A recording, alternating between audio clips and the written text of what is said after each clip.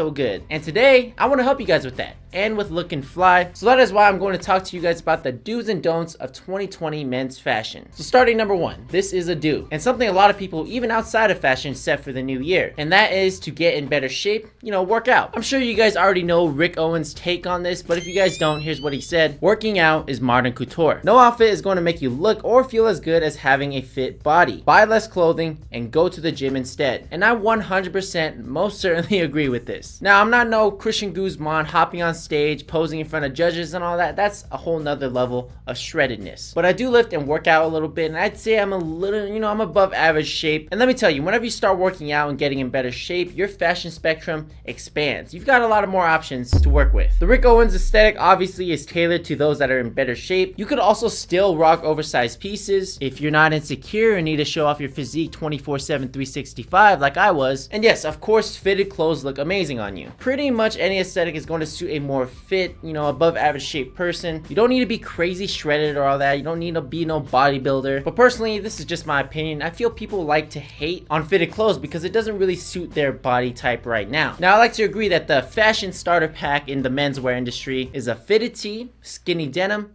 and white sneakers. I mean, it's easy to poke fun at, but it is true that the starter outfit will suit a more athletic type of body versus someone who is out of shape. But yeah, like I said before, you don't have to get show stage ready. By adding a little bit of muscle mass, shrinking some body fat will most certainly help with your outfits. You get a better jawline and all that. So start hitting them weights. It's going to expand your fashion spectrum. You'll be able to rock a ton of aesthetics at that point and not be tied down to a few aesthetics just because you feel like you're out of shape. So next up, 2020 is a year that you don't follow trends. Now, this is easier said than done. But Johnny, you're just following trends. You're wearing oversized clothes and blah, blah, blah, blah, blah.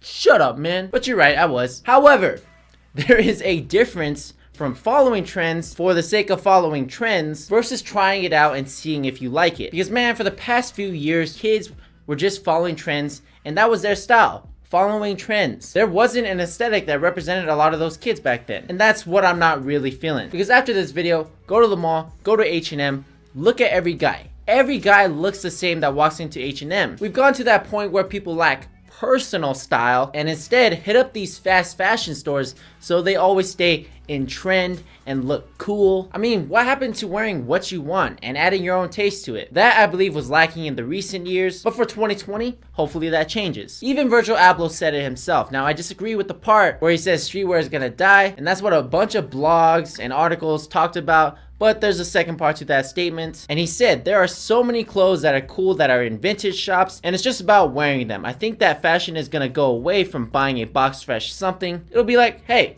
I'm gonna go into my archive. And I 100% agree with going back to your archive instead of buying that next new shiny item. And that's what a lot of fast fashion stores are. New shiny items. Drop the fast fashion. Quit going to H&M. Buy vintage items that actually look good on you. And sure, you can try on current trends to see if it actually suits you. And the most important part, go back to wearing what you like. I talked about this in another video, but it's worth reiterating again. And this goes all the way back to defining your interests. For me, my interests are dystopian vibes, Star Wars, Cyberpunk 2077, that type of vibe. And overall character design has been an obsession of mine for the longest I can remember, but the most distinctive game I can remember is probably Force Unleashed 1, where you can customize Starkiller. That aesthetic really interests me, and that's why I've been diving more into, techwear. Also, Breaking Bad is my favorite show of all time, and the Breaking Bad store just opened here in Albuquerque, and that is why I have a few pieces from there. Everyone's got their own specific interest, and when you define that, it really gets engraved into your own personal style, and that, my friend, is how you are going to stand out with your own personal style